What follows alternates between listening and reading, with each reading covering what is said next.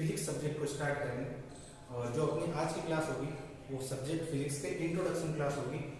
क्योंकि क्लास 11 में जो बच्चे आते हैं वो 10 तक इस नाम का कोई सब्जेक्ट को पढ़े नहीं होते, वो बेसिक साइंस पढ़े होते हैं जिसमें कुछ पोर्शन एक सब्जेक्ट था आपके साइंस में, कुछ पोर्शन फिजिक्स का भी होता है जिसके अंदर आपने 9th 12th के अंदर ग्रेविटेशन यानी गुरुत्वाकर्षण को पढ़ा है, गति को, विस्थापन, दूरी, प्रकाश, इस तरीके के टॉपिक आए थे जिनको टीचर ने पढ़ाया वो बताया भी होगा कि फिजिक्स का पार्ट है। और कुछ केमिस्ट्री से पोर्शन आया होगा यानी आपने इलेक्ट्रॉन प्रोटॉन या रिएक्शंस के बारे में सुना होगा, ठीक है ना। तो वो केमिस्ट्री का पोर्शन था, कुछ जो प्लांट्स वगैरह से यानी जीव जंतुओं के रिलेटेड या कुछ रोग वगैरह से थे वो बायोलॉजी वाला था। अब आप क्या करोगे, जैसे किसी स्टूडेंट ने साइंस फील्ड लिया है जिसकी दो फील्ड है मैथमेटिक्स एंड बायोलॉजी, उन दोनों के अंदर एक कॉमन सब्जेक्ट रहने वाला है वो है फिजिक्स, जिसको अपन हिंदी में कहते हैं भौतिक विज्ञान। और इस सब्जेक्ट के अंदर क्या होने वाला है और अपन क्या पढ़ने वाले हैं उस चीज को केवल आज डिस्कस करेंगे और पूरी एक तरीके से कह सकते हैं सब्जेक्ट फिजिक्स क्या है उसकी इंट्रोडक्टरी क्लास होगी, ठीक है। तो क्योंकि न्यू स्टूडेंट को इसके बारे में पूरा पता होना चाहिए कि सब्जेक्ट के अंदर होने क्या वाला है और इस सब्जेक्ट को किस तरीके से पढ़ेंगे या इसी तरीके से पढ़ेंगे जैसे 10 तक पढ़ता है, तो वो चीज अपन आज सीखेंगे। तो अपन आज क्लास 11 की फिजिक्स की अपन इंट्रोडक्टरी क्लास करेंगे।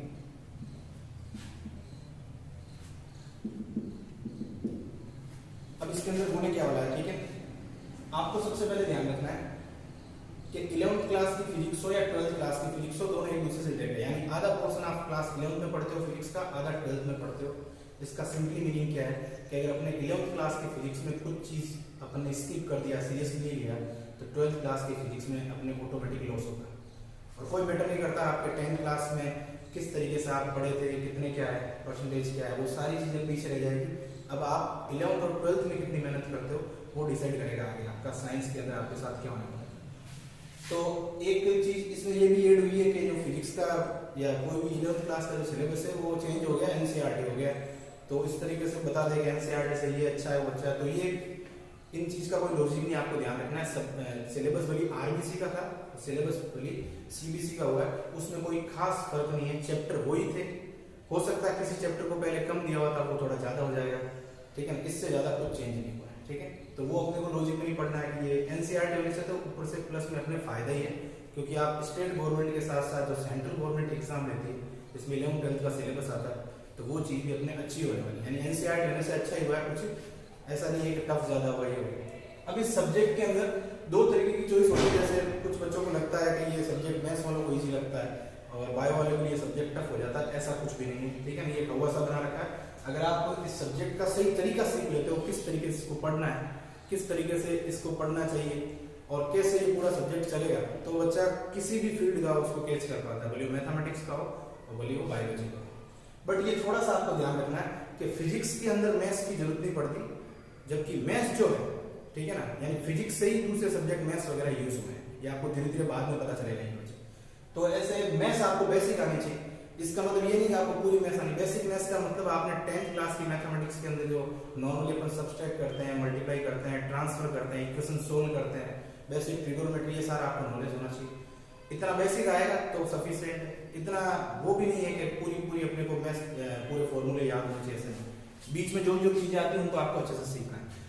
अब चैप्टर की बात करते हैं, कितने चैप्टर होने वाले क्लास 11th में, तो ध्यान रखना है फिजिक्स को अपन 2 ईयर तक पढ़ते हैं, यानी 11th में भी पढ़ते हैं और 12th में भी पढ़ते हैं, भले वो बायो का स्टूडेंट हो भले मैथमेटिक्स का हो। और आपको ये मान के चलना आधा पोर्शन आपको 11th में पढ़ना है, आधा पोर्शन 12th में पढ़ना है। तो अभी जो अपने चैप्टर है वो चैप्टर वही आरबीसी वाले थे एनसीईआरटी में, बस उन चैप्टर की नंबरिंग या उसको आगे पीछे कर दिया गया, ठीक है। तो सबसे फर्स्ट चैप्टर है उसके बारे में आज डिस्कस करेंगे, इसका नाम है फिजिकल वर्ल्ड। फिजिकल वर्ल्ड यानी भौतिक जगत। भौतिक जगत, भौतिक जगत मतलब फिजिक्स का इंट्रोडक्शन, यानी भौतिकी में क्या क्या चीजें होती है, क्या क्या इंक्लूड होती है, उसके बारे में अपने को सीखना। और मैंने आपको पहले बता दिया इसमें अपन केवल इंट्रोडक्शन आज सीखेंगे कि फिजिक्स किस तरीके से रिलेट होती है। तो अपने सब्जेक्ट पे फिजिकल वर्ल्ड इस चैप्टर पे जाने से पहले अपन देखते हैं कि जो अपने साइंस जो था उसमें तीनों पढ़ते थे, साइंस एक्चुअल में क्या था। तो सबसे पहले आपको पता होना चाहिए साइंस क्या है, यानी विज्ञान किसे कहते हैं। और विज्ञान का एक पार्ट जो भौतिक विज्ञान इस सब्जेक्ट का नाम है। तो विज्ञान क्या है, इसको इस वर्ड से आपको पता चलता है, आपको पढ़ाया गया होगा कि साइंस जो बना है वो एक लैटिन वर्ड है, लैंग्वेज होती है अलग अलग, उसमें लैटिन वर्ड का एक साइंटिया वर्ड होता है जिसका इंग्लिश में होता है टू नो, यानी किसी चीज को जानना ही क्या कहलाता है, विज्ञान कहलाता है, साइंस कहलाती है। यानी आपके अंदर किसी चीज के जानने की इच्छा है, जिज्ञासा है, ठीक है ना। अब जिज्ञासा कैसे हो सकती है कि यार ये प्लेन कैसे हवा में उड़ गया, इतनी भारी चीज है, अपन इंसान क्यों नहीं उड़ रहा है, ये हर चीज की मशीन कैसे बन पा रही है, इतनी ज्यादा टेक्नोलॉजी कैसे आ गई। तो जैसे इंसान सोचने की अपनी क्षमता को बढ़ाता है, वही चीज साइंस को रिप्रेजेंट करती है, वही साइंस होती है, ठीक है ना। तो उसी के अकॉर्डिंग नए नए डिस्कवरीज होती जाती है, नए नए एक्सपेरिमेंट होते जाते हैं और टेक्नोलॉजी अपग्रेड होती जाती है, ठीक है।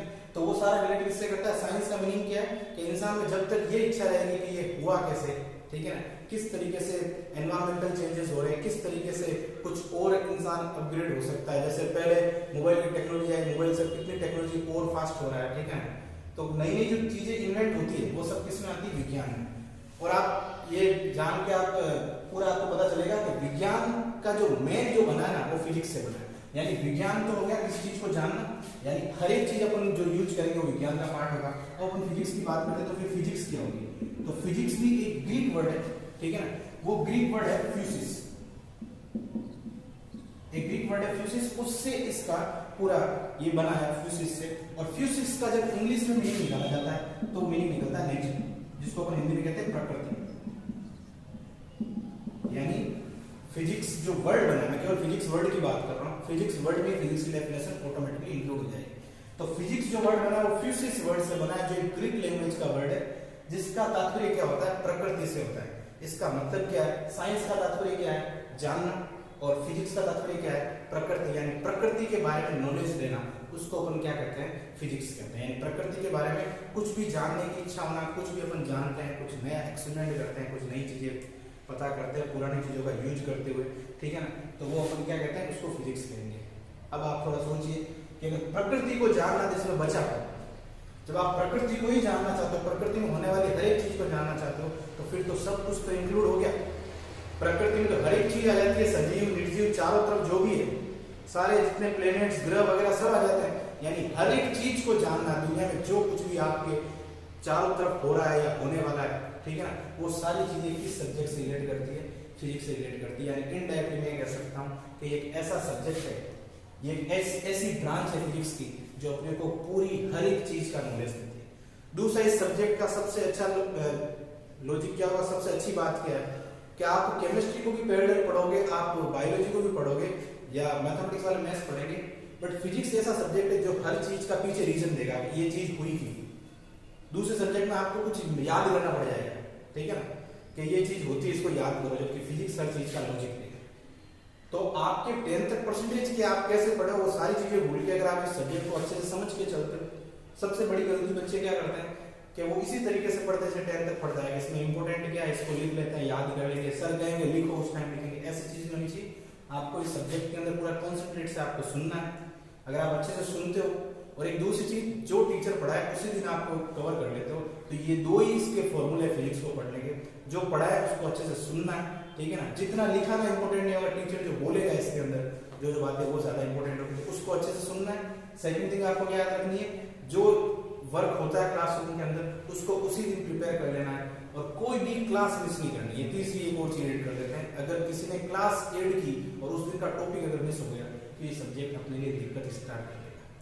बट जिस स्टूडेंट ने ये तीनों चीजें शुरू से लेकर एंड तक फॉलो की, पूरे 2 ईयर तक, मैं पहले कह रहा हूँ 11th क्लास फिजिक्स नहीं है, 12th क्लास फिजिक्स नहीं है, दोनों साल का मिक्स के अपन फिजिक्स में 2 साल का थोड़ा सा इतना सा वो कर लेता है, ठीक है ना, डेली का डेली पढ़ता है, टाइम का पंक्चुअल रहता है, कोशिश करता है पूरे 100% अटेंडेंस की, तब जाके ये सब्जेक्ट कभी दिक्कत नहीं करता और सबसे इजी सब्जेक्ट बन के ये निकलेगा। भले आप बायो के हो और भले आप मैथमेटिक्स को, बट अगर आप इसको इस तरीके से ट्रीट करते हो, एग्जाम के टाइम में इसको देखेंगे या टेस्ट आएगा, सर कहेंगे टेस्ट लेंगे तब लेंगे, बच्चों में ये होती है टेंडेंसी, या अभी जो क्लास चलेगी फॉर्मेलिटी कर ली, लिख लिया, वो चीजें करोगे तो ये सब्जेक्ट सबसे टिपिकल हो जाएगा, ठीक है, क्योंकि इसमें ये चीज नहीं, आप जितना पढ़ना चाहो उतना इसमें पढ़ सकते हो।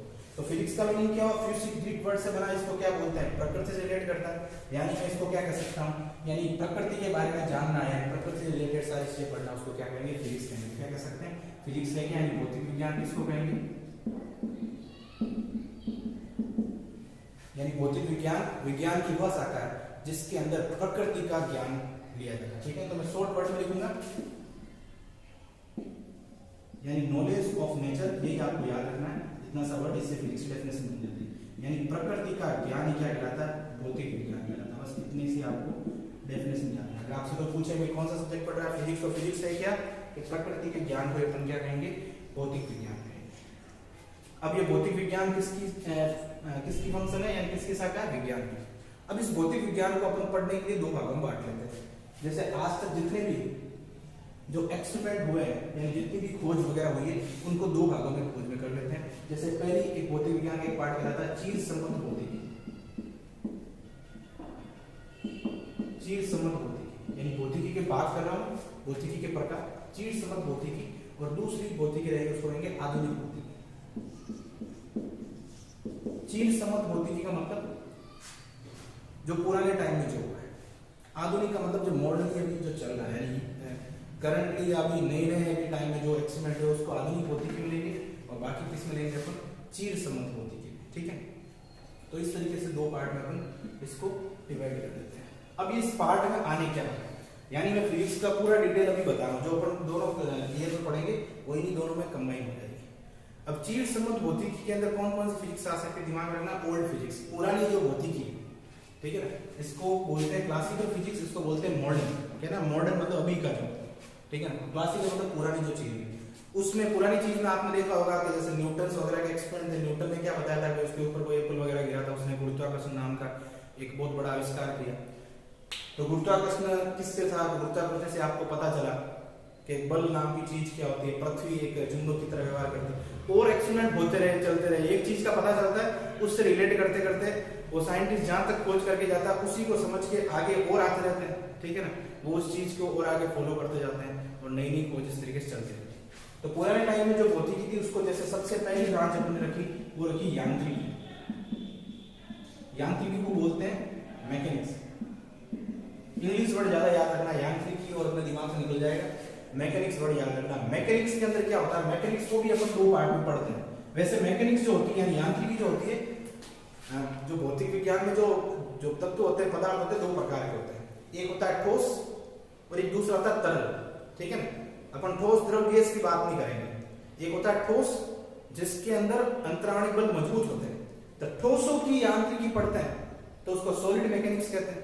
और अगर तरल यानी जो द्रव और गैस, तरल मतलब जो बह सकता है, फ्लूइड जिसको बोलते हैं, तो आपको पता पानी भी बह सकता है और गैस भी बह सकती है, गैस एक जगह से दूसरी जगह जा सकती है, तो उसकी मैकेनिक्स को भी कहेंगे अपन तरल गतिकी या तरल यांत्रिकी। तो इसके अंदर दो टर्म्स आती है, आती है स्टैटिक्स और एक आती है गतिकी यानी डायनेमिक्स। एक होती है स्थितिकी और एक आती है गतिकी, यानी मैकेनिक्स को भी दो पार्ट में डाल देते हैं। पर स्थितिकी मतलब किसी वस्तु का अध्ययन, किसी वस्तु का अध्ययन, वो भी किसका, गति का। ध्यान रखना, यांत्रिकी में बेसिकली अपन पढ़ेंगे क्या, गति के बारे में।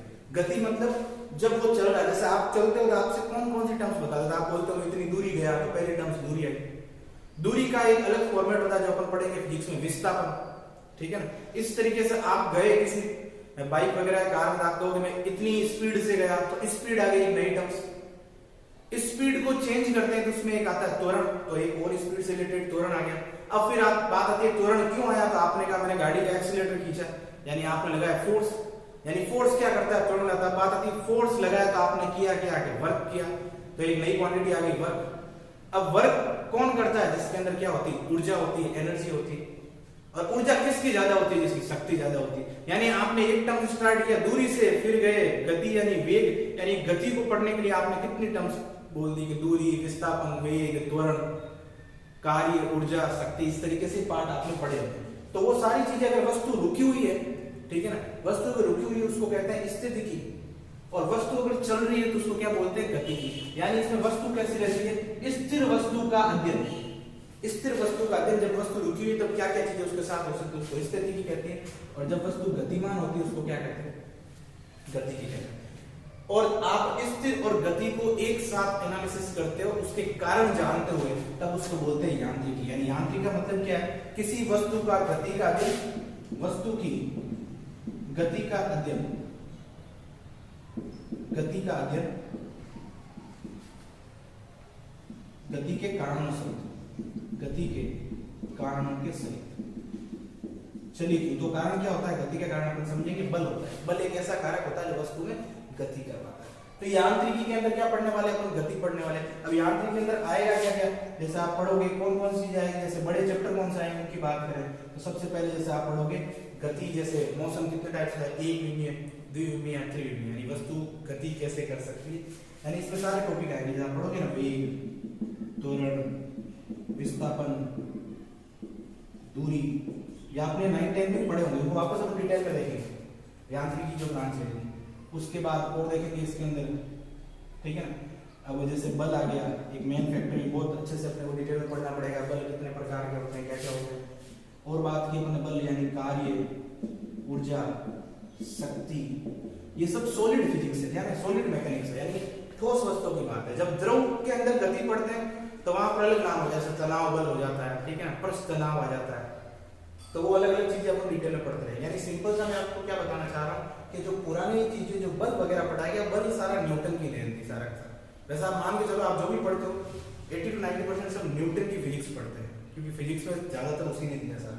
तो यांत्रिकी के अंदर अपन बेसिकली किसको पढ़ेंगे, गति को, उसके कारणों से। और यांत्रिकी में कौन कौन चीजें कवर हो सकती है, इधर लिख देता हूँ, आधुनिक गति को अपन बाद में लिखेंगे। यांत्रिकी में और चीजें कौन कौन सी कवर होती है उसको लिखते हैं।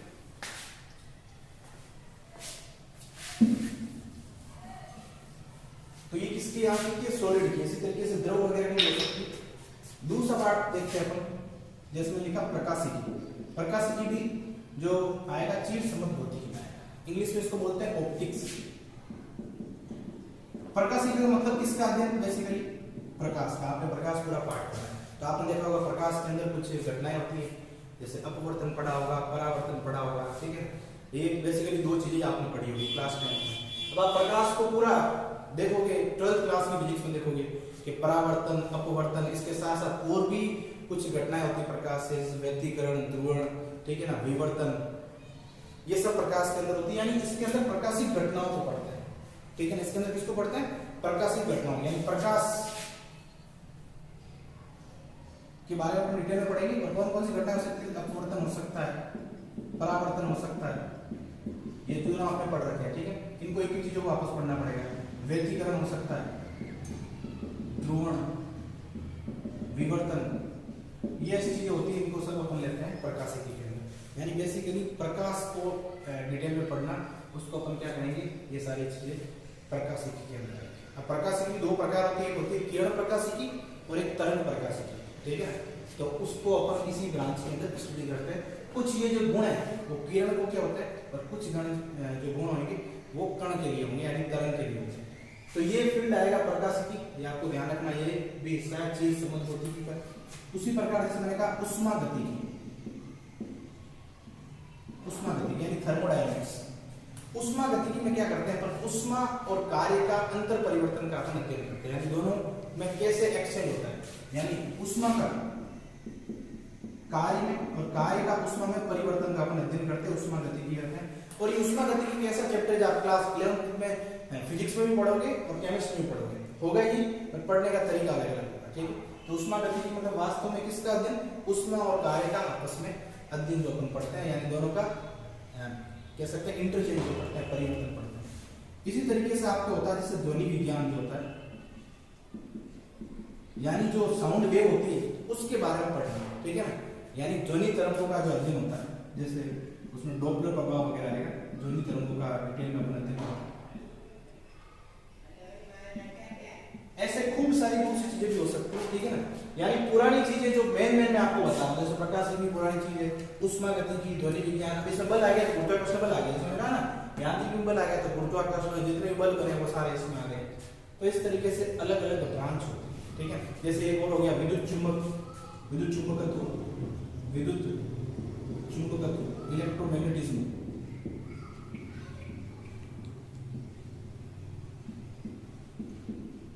विद्युत चुंबकत्व, ये भी पुरानी भौतिकी से, यानी चीज समझ भौतिकी से, यानी इसमें किसको पढ़ते हैं आप, विद्युत चुंबकीय तरंगों को पढ़ते हैं, विद्युत चुंबकीय तरंगों। देखो पहला जो पार्ट है आपके क्वेश्चन दिमाग में आएगा कि सर ये सारे अपन लिख रहे हैं, तो आप हर बार पढ़ते कैसा है कि सर सवाल कैसे बनेंगे, हमें लिखना क्या परीक्षा में। तो फिजिक्स के अंदर हर चीज सवाल के लिए सोचनी है, कुछ चीजें नॉलेज के लिए भी होती है, ठीक है। क्वेश्चन कैसे बनेंगे, आप धीरे धीरे सब्जेक्ट को पढ़ोगे आपको सब्जेक्ट के बारे में पता चलेगा क्या बनने वाला है। तो मैं तो केवल आपको एक आइडिया दे रहा हूँ कि आप ये सारा डिटेल में पढ़ने वाले हो। पहला पार्ट केवल इंट्रोडक्शन है, इसको बोलते हैं भौतिक जगत, और ये इस तरीके से मैं बता रहा हूँ कि आप यांत्रिकी पढ़ोगे, ये सारी जो टर्म्स है उनको बहुत डिटेल में पढ़ोगे, एक एक पार्ट आ जाएंगे इनके ऊपर, तो उसी तरीके से इनको आप आगे भी देखोगे। तो ये सारा जो खेल है उसको किसमें रखा हुआ है, चीर सम्मत भौतिकी में। तो ये चीर सम्मत भौतिकी पार्ट था, और भी पार्ट हो सकते हैं। अब बात करते हैं आधुनिक भौतिकी के अंदर क्या क्या आ सकता है। जैसे आधुनिक भौतिकी में सबसे पहले अपन बात करते हैं जो थ्योरी ऑफ रिलेटिविटी दी थी, जिसमें अपेक्षिकता का सिद्धांत कह सकते हैं, या सापेक्षता का सिद्धांत जो होता है थ्योरी ऑफ रिलेटिविटी, यानी उन कणों का अध्ययन, ठीक है ना, उन कणों का अध्ययन जो प्रकाश के वेग से गतिमान होते हैं, यानी कह सकते हैं थ्योरी ऑफ रिलेटिविटी, ठीक है। तो अपेक्षिकता का जो सिद्धांत होता है,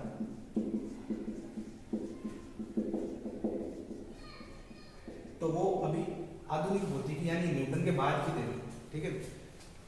अल्बर्ट आइंस्टीन ने इसके बारे में ये चीज बताया, ठीक है। तो इसमें पढ़ते हैं एक्चुअल में उन कणों को पढ़ते हैं जो प्रकाश के वेग से चलते हैं, उन कणों का अध्ययन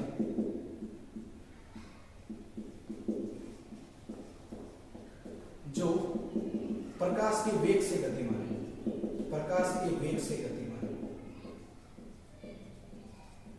यानी आप थ्योरी ऑफ रिलेटिविटी के अंदर ऐसे कणों को पढ़ेंगे, ऐसे पार्टिकल के बारे में आप जानेंगे जो प्रकाश के वेग से गतिमान। तब आपके दिमाग में क्वेश्चन आएगा कि सर ये प्रकाश का वेग क्या है, ये क्या है। मैं पहले से कह रहा हूं आपको केवल ये समझना है कि ये पढ़ेंगे, ठीक है।